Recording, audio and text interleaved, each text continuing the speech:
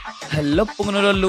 'Vande Bharat express' start చేసినప్పటి నుంచి అందులో వెళ్ళాలని అయితే నా కోరిక ఉండేది. ఫైనల్‌గా అది ఈరోజైతే తీరిపోయిందండి. హైదరాబాద్‌లో కొద్దిగా వర్క్ ఉండడంతో నేను, మా మామ, మా ఫ్రెండ్స్ కలిసి వెళ్దాం అయితే జరిగింది. టికెట్ అయితే బుక్ చేసుకున్నాం. ఈచ్ టికెట్ వచ్చేసి మాకు రూ. 1625 అయితే పడడం జరిగిందండి.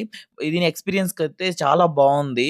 ఇందులో మనం ట్రావెల్ చేసిన ఫీల్ అనేది అనిపించిదండి. మనం ఏదో ఒక రెస్టారెంట్‌లో కూర్చొని మన ఫ్రెండ్స్‌తో కలిసి టైమ్ స్పెండ్ చేస్తున్నట్టే ఉంటుంది. 7 అవర్స్‌లో అయితే మమ్మల్ని తిరుపతి టు సికింద్రాబాద్ అయితే దింపేయడం జరిగిందండి.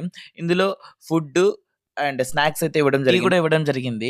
ఫుడ్ అయితే టేస్ట్ అయితే బావుంది. బట్ మనకు ఫుడ్ సరిపోలేదు. ఈ ట్రైను పూర్తి స్వదేశీ పరిజ్ఞానంతో డెవలప్ చేసింది.